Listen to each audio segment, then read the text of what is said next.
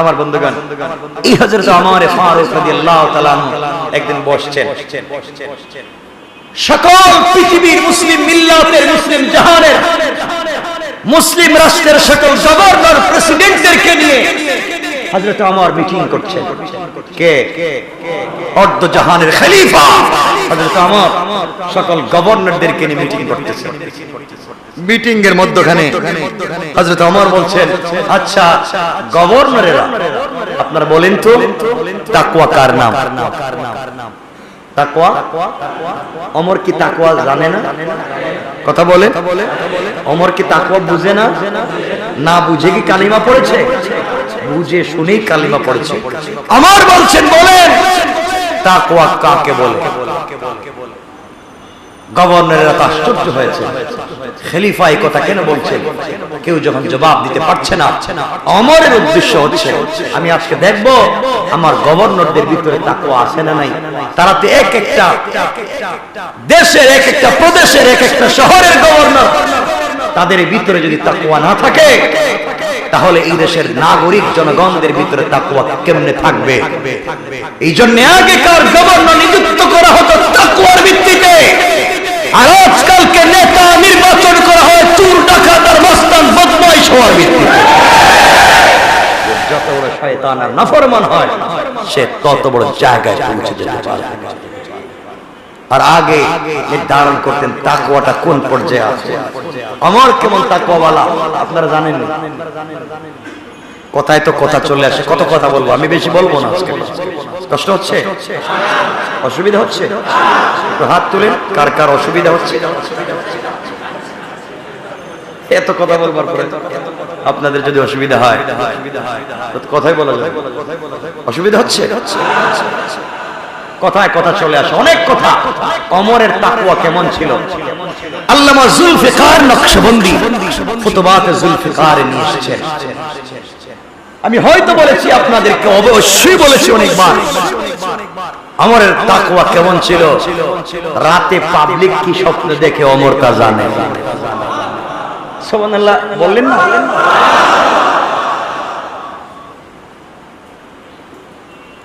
তাকওয়া কার নাম? আমার মুসলমান বন্ধুগণ গভীর মনোযোগ। খলিফাতুল মুসলিমিন আমিরুল মুমিনিন হযরত ওমর ফারুক রাদিয়াল্লাহু তাআলা আনহুর জামানায় প্রধান বিচারপতি হযরত আলী কাররামাল্লাহু ওয়াজহা গভীর রজনীতে একদিন শুয়ে আছেন, স্বপ্নে দেখেন তিনি রাসূলের পিছনে ফজরের সালাত আদায় করতেছেন। আসতে বললেন কেন? আপনারা কেউ কি রাসূলের স্বপ্নে দেখছেন? নাই? দেখেন না? অসুবিধাটা কোন জায়গায়? হযরত আলী দেখেন তিনি ফজরের সালাত রাসূল পাকের পিছনে আদায় করছেন। সালাত আদায় করবার পরে নবীজি সাল্লাল্লাহু আলাইহি ওয়াসাল্লাম ফজরের সালাত আদায় করে মুসল্লিদের দিকে তাকায়া বসে যেতেন। সবাইকে নিয়ে কিছু জিকির করতেন, তাসবিহ পড়তেন, দোয়া দরুদ পড়তেন। হযরত আলী স্বপ্নে দেখেন রাসূলের পিছনে ফজরের সালাত আদায় করলেন। নবীজি সালাম ফিরাইয়া সবার দিকে, চেহারার দিকে তাকায়া বসে আছেন। এমন সময় হযরত আলী দেখেন এক মহিলা তার খেজুর বাগানে, খেজুর গাছে পয়লা খেজুর আসছে, প্রথম খেজুর এসেছে। সেই খেজুরটুকু নিয়ে গাছ থেকে পেড়ে রাসূল পাকের জন্য নিয়ে এসেছে। তিনি স্বপ্নে দেখতেছেন হযরত আলী আলীর হাতে দিয়ে বলছে, আলী রে, আমার বাগানে প্রথম খেজুর গাছে খেজুর ধরেছে, বরকতের জন্য নবীজির কাছে নিয়ে এসেছি, ওটা নবীজির কাছে দাও, তিনি যেন খান, তার সাথী বন্ধুদেরকেও তিনি যেন খাওয়ান। সুবহানাল্লাহ নাই? হযরত আলী স্বপ্নে দেখেন এই মহিলা তার কাছে খেজুর দিয়েছে। তিনি খেজুরের ঝুটাটা হাতে নিলেন, খেজুরের স্তূপটা হাতে নিলেন, হাতে নিয়ে রাসূলের পাকের হাতে দিয়েছেন। নবীজি খেজুরের স্তূপ হাতে নিয়ে, খেজুরের ঝুড়িটা হাতে নিয়ে নিজে মুখে দিলেন, সাহাবায়ে কেরামকে এক একটা করে দিলেন। হযরত আলী বলেন, নবীজি আমাকে একটা খেজুর দিয়েছেন, আমিও একটা খেজুর খাচ্ছি। মহিলা তার খেজুর বাগানের প্রথম খেজুর বরকতের জন্য নবীজির কাছে নিয়ে এসেছে। আজও সাধারণ পাবলিক বরকতের জন্য হুজুরদের কাছে অনেক কিছু নিয়ে আসে, আর হুজুররা বসে বসে শুধু খায়। কথা কোন হ্যাঁ, আব্দুল আজিজ, শুধু মানুষ খায়। হুজুর দেন নতুন একটা দোকান উদ্বোধন করছে, প্রথম বিরিয়ানি হুজুরে দেয়। গাছে একটা কাঁচা মরিচ ধরছে, হুজুরিটা আপনি খান। গাছে একটা পেঁপে ধরছে, হুজুরিটা আপনি খান। গাছে একটা পেয়ারা ধরছে, হুজুরিটা আপনি খান। দেয় না? তো লাভ কি? এই হুজুরদেরকে খাওয়ায় লাভ কি? যারা সত্যিকার আল্লাহকে চিনে না, সারা দিন দুনিয়া হারামের ভিতরে বসে থাকে, শুধু দুনিয়া, মানুষের ইবাদত, মানুষের আখলাক, আল্লাহর ইবাদত, আল্লাহর একাত্মবাদ, রাসূলের রিসালাতের কথা মনে থাকে না। ঠিক না বলেন? শুধু পাবলিক দিল আর খাই না।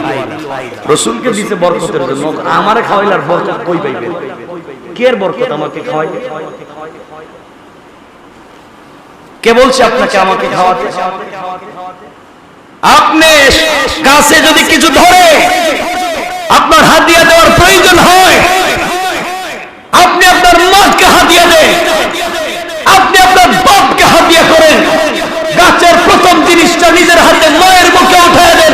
রব বলেছেন, আমার পর আসমানের নিচে জমিনের উপরে মায়ের চাইতে বাবার চাইতে তো ইহসানের জায়গা আর নাই।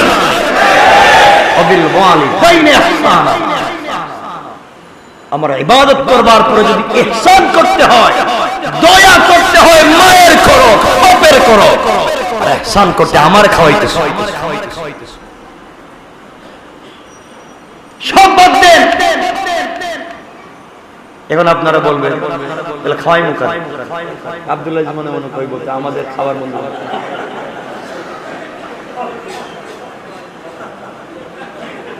ঠিক আছে, আব্দুল্লাহ যেমনি মুটো হয়ে গেছে। এজন্য বলছি, শোনেন, যে জায়গা দিবেন ওই জায়গা দিতে পারছেন, ভুল পথে চলছেন, জিন্দেগি নষ্ট করছেন। কিন্তু আমার কথাটুকুনি তো বলছি। এজন্য আল্লাহকে ওয়াস্তে ভালো কথা বুঝেন। বুজুর্গদের কাছে যাবেন, এটা আলেমুল আমাদের কাছে মিশবেন, এটার অর্থ এটা নয় যে আপনার মা বাপকে অ্যাভয়েড করে, মা বাপকে বাদ দিয়া কোন পীর, কোন বাবা, কোন ওয়ালি গাউস কুতুব তোমাকে জান্নাতে নিতে পারবে না। আগে ওই জায়গাটা ঠিক করে আসো। আমার বন্ধুগণ, হযরতে আলী দেখেন, নবীজি খেজুর দিয়েছেন, তিনিও খাচ্ছেন, সবাই খাচ্ছেন।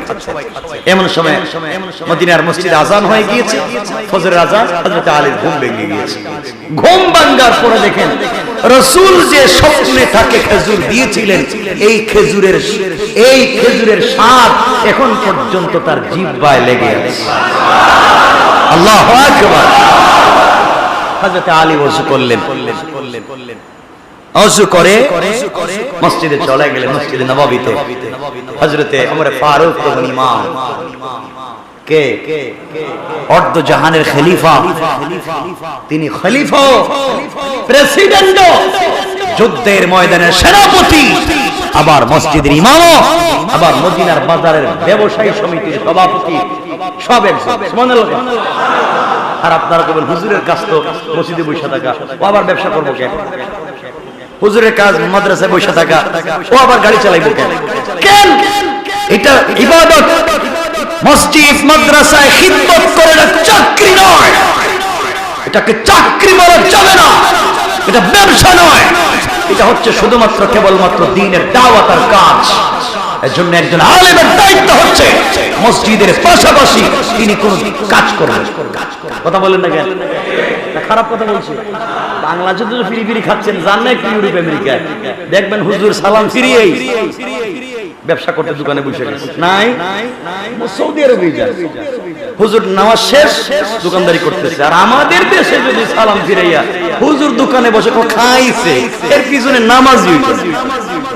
ফতোয়া একটা দিয়ে দিন। আমার রাসূল মসজিদে নববীর ইমাম, মসজিদ মসজিদে নববীর খতিব, মসজিদে নববী কমিটির সভাপতি, মদিনার বাজারের সবথেকে বড় ব্যবসায়ী, সেই রাসূল যুদ্ধের ময়দানে সেনাপতি, সেই রাসূল আল্লাহর পক্ষ থেকে পয়গম্বর দূত, এত কিছু তিনি করতে পারলেন। রাসূলকে তো আল্লাহ বলছেন সূরা ইনশিরাহ খুলেন, সূরা ইনশিরাহ 30 নম্বর পড়া, আলাম নাশরাহ লাকা সাদরাক খুলেন, শেষ দিকে পড়েন, আল্লাহ বলছেন ফাইদা ফারাগতা ফানসাব, আপনি যখন ফ্রি হবেন ফানসাব, কাজ করেন। কি করেন? আবার বলা লাগবে, কি করেন? সবাই বলেন কি করেন? আল্লাহ বলছেন কাজ করেন, আর আপনি কি করেন? হ্যাঁ, আল্লাহ বলছেন কোরআনে কারীমে ফজরের সালাত শেষ করো আর জমিনে হালাল রিজিকের জন্য বের হয়ে যাও, তালাশ করো হালাল রিজিক। আর আমি হুজুরের, আপনি হুজুরে ফজরের নামাজ পড়ে খুঁজতেছি কার বাড়িতে খতম আছে। এগুলো কি ব্যবসা? নামাজ শেষ হয়েছে, ব্যবসা শুরু করেন, দোকানদারি করেন, ছাগল রাখেন, কৃষি কাজ করেন, গাড়ি চালান। একজন হুজুর ফজরের পর থেকে জোহর পর্যন্ত সিএনজি চালাইলে তো 1000 টাকা রোজগার করতে পারে। কথা কোন না কেন? না পারে না? 1000 টাকা পায়, 1000 টাকা হলে মাসে 30,000 টাকা। দেখেন আর একজনের কাছে হাত পাতা লাগবে। আমার কথা খুব কষ্ট পাচ্ছেন মনে হয়? পাইলে কি আর না পাইলে? আমি তো সবসময় বলতেছি শুধু আপনাদের জন্য, আমাদের জন্য, সকলের জন্য। দিনটাকে বুঝেন। সাধারণ মানুষ দোকানদারি যদি করতে পারে, চার ব্যবসা করতে পারে, রিকশা চালাইতে পারে, আমরা পারবো না? কিছু পারবো?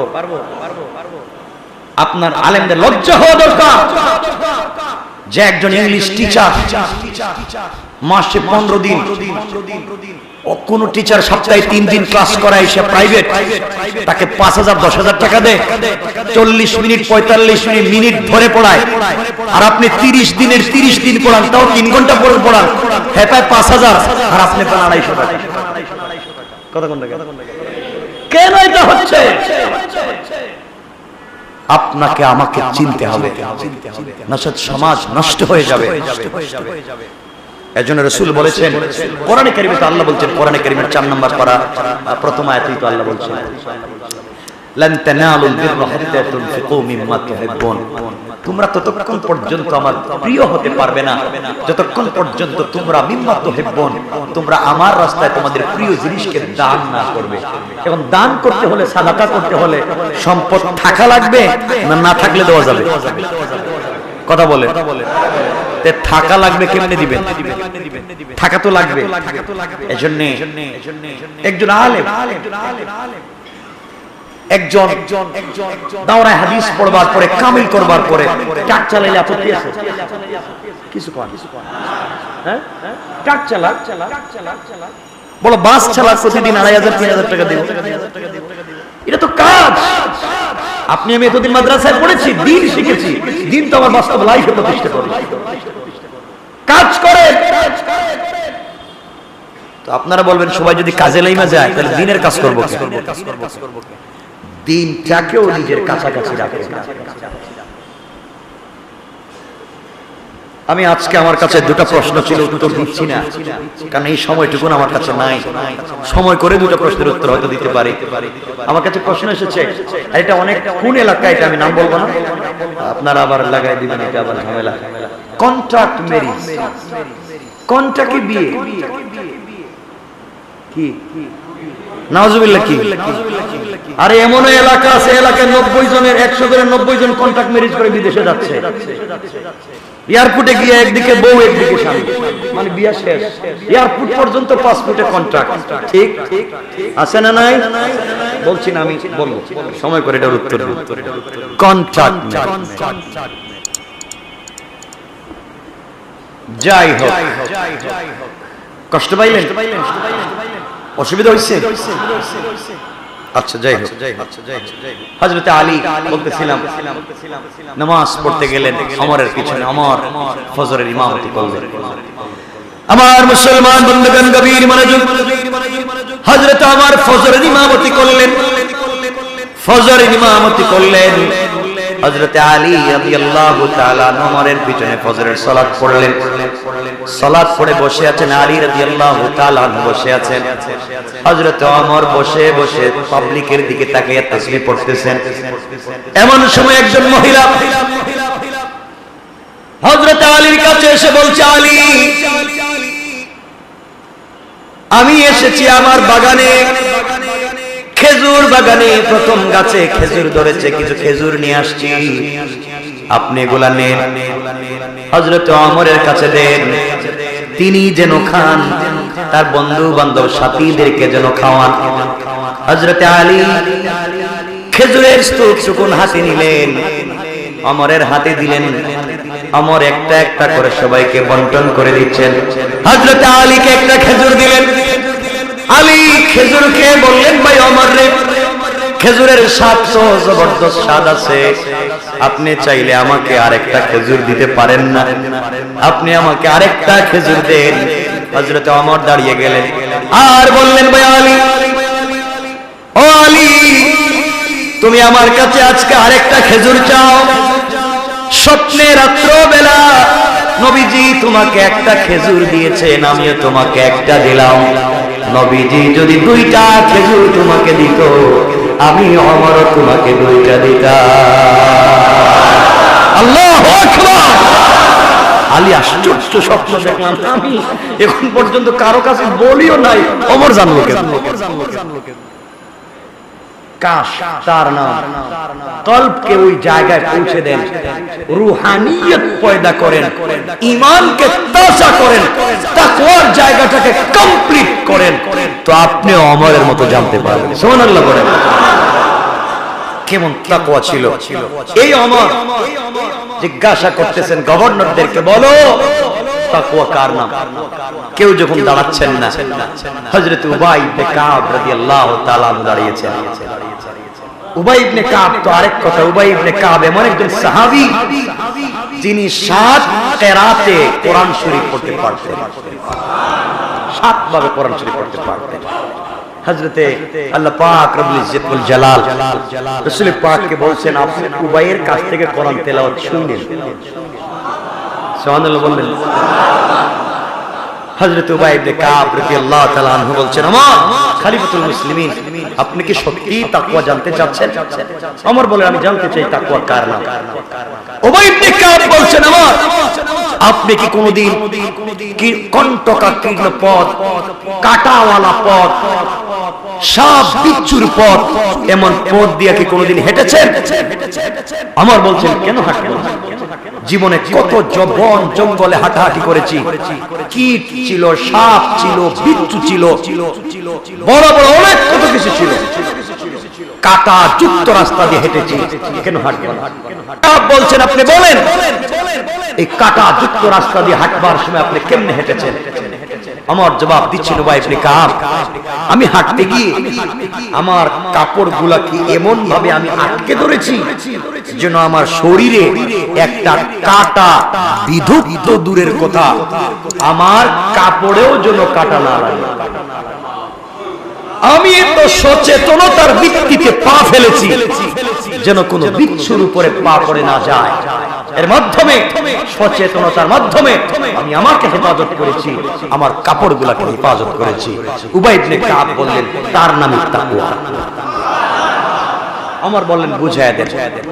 উবাই ইবনে কাব বলছেন, আমিরুল মুমিনিন, দুনিয়ার জমিনে শিরকের কাঁটায় ভরা, বিদআতের কাঁটায় ভরা, কুফরের কাঁটায় ভরা, শয়তানি, নাফরমানি, সুদ, ঘুষ, জিনা, ব্যভিচার, বদমাইশির কাঁটায় ভরা, গোটা জমিন ফিতনার ফিতনায় ভরা। এই ফিতনা যুক্ত সমাজে ঈমান নিয়ে সচেতনতার ভিত্তিতে আপনাকে আমাকে এমন ভাবে চলতে হবে যেন শিরকের কাঁটা না ঢুকে, যেন বিদআতের কাঁটা না ঢুকে, কুফরির কাঁটা না ঢুকে, সুদ ঘুষের কাঁটা না ঢুকে। এইভাবে নিজের কলব, নিজের বডিকে এমন করে জমায়া রাখতে হবে কোন অন্যায় কাঁটা যেন না ঢুকে। এইভাবে যারা সমাজের ভিতরে চলতে পারে, সমাজে অন্যায় থাকবার পরে অন্যায়ের মধ্যেও চলাফেরা করে, এরপরও তার শরীরে কাদা লাগে না, তার নামই হলো তাকওয়া। সুবহানাল্লাহ বলেন। সহজ ভাষা ওই যে বাইম মাছ, বাইম মাছ চিনেন না? আর কি মাছ চিনেন? গুত্তুম মাছ চিনেন? একজনও চিনেন না? চিনেন তো? খাননি এটা? ভালো চিনেন? বাইম মাছ। ও কোথায় থাকে? কোথায়? কাদা লাগে? কাদা লাগে না, থাকি কাদার ভিতরে। তো বাইরে যখন হয় তখন তো পরিষ্কারই থাকে। উবাই ইবনে কাব বুঝাচ্ছেন, গোটা সমাজ যদি বিদআতে পড়ে যায়, গোটা সমাজ যদি শিরক আর মুনাফিকতে পড়ে যায়, আপনি এই সমাজের থেকেও পূর্ণাঙ্গ ঈমান নিয়ে যদি মরতে পারেন, তার নামই হচ্ছে তাকওয়া। পড়েন সুবহানাল্লাহ। আমি বুঝাইতে পারলাম? আল্লাহ পাক বলছেন, এই জন্যই সূরা শুরু করেছেন, ইয়া আইয়ুহান নাস ইত্তাকু, ও মানব সমাজ, আল্লাহকে ভয় করো, তাকওয়া অর্জন করো। এই একটা শব্দের আজকের আলোচনা আর লম্বা করতে চাই না। রব বুঝাতে চান, আমাকে ভয় করো। তাকওয়া তিন প্রকার। ইত্তাকু যে আল্লাহ বলে, তাকওয়া তিন প্রকার। আজ লম্বা আলোচনার দিকে যাব না, এই শব্দ 1 ঘন্টার উপরে চলে যাচ্ছে, আরো লম্বা সময় চলে যাবে। সংক্ষেপ করে দেই। 1 নাম্বার তাকওয়ার প্রথম নাম্বার স্তর হলো কুফরি ছেড়ে দিয়া, কুফরি ছেড়ে দিয়া, শিরিক ছেড়ে দিয়া, কালিমা পড়ে যারা ইসলাম কবুল করে, তার প্রথম দরজার তাকওয়া, প্রথম প্রকারের মুত্তাকি যারা কুফরি ছেড়ে দিয়া মাত্র কালিমা অর্জন করেছে, কালিমা পড়েছে। 2 নম্বরের মুত্তাকি হলো তারা যারা ঈমান আনবার পরে সমাজে চলতে গিয়ে সগীরা কবিরা শিরক বিদআত থেকে নিজেকে বাঁচায় রাখে।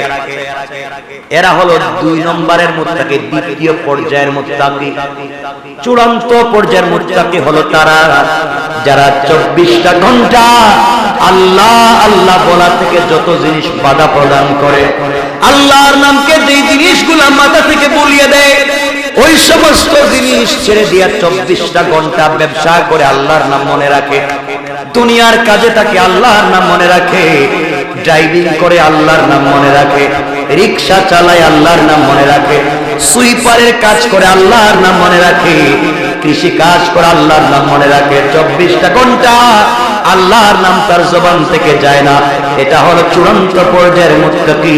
আর আল্লাহ বলছেন, এই মুত্তাকি সম্পর্কে আল্লাহ বললেন, ইন্না আকরামাকুম ইনদাল্লাহি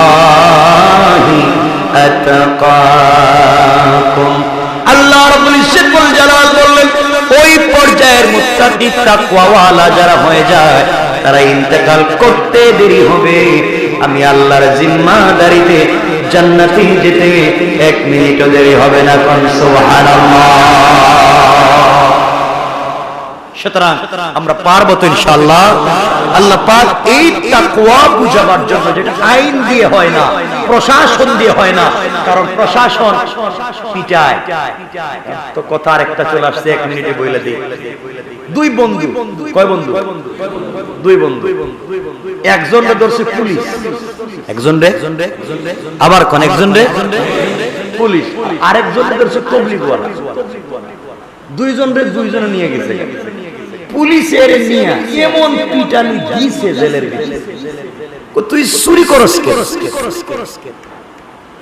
ও মাইর খায়া যেদিন জেল থেকে বাইর হইছে, আগে ছিল সুর, এখন হইছে ডাকাত। কি বুঝলেন? ডিমোশন হইছে না প্রমোশন হইছে? আগে ছিল চুর, এখন হইছে ডাকাত। আগে শুধু অন্ধকারে ডাকাতি করতে, এখন ডাইরেক্ট দিনের বেলা কথা আছে, কারণ মায়ের খাইতে খাইতে চামড়া শক্ত হয়ে গেছে। আর যে বেচারার তাবলীগ ওয়ালা ধরছিল বা আল্লাহ ওয়ালা ধরছিল, একটা কথা বললাম, ওই বেচারা আল্লাহ ওয়ালাদের সুহবতে থাকতে থাকতে কিছুদিন পরে দাড়ি দুড়ি রাইখা তাসবিহ হাতে নিয়ে নিজে আল্লাহ ওয়ালা হয়ে গেল। সুবহানাল্লাহ বলেন। কারণ পুলিশ পিটায় কই? চামড়ায়। পুলিশ কোথায় পিটায়? কথা বলেন, কোথায়? সমস্যা চামড়ায় না ভিতরে? কথা বলেন, সমস্যা চামড়ায় না ভিতরে? ভিতরে। এই জন্য চামড়ায় পিটায় লাভ নাই, আমাদের কাজ করতে হবে তাকওয়ার কাজ, কলবে। এই জন্য আল্লাহ ওয়ালারা ধরলে চামড়ায় পিটায় না, কলবের ভিতরে রথকে ঢুকায় দেয়। পড়েন সুবহান। আমরা পারবো তো ইনশাআল্লাহ। আজকের মতো কথা লম্বা করতে চাই না। আল্লাহ যদি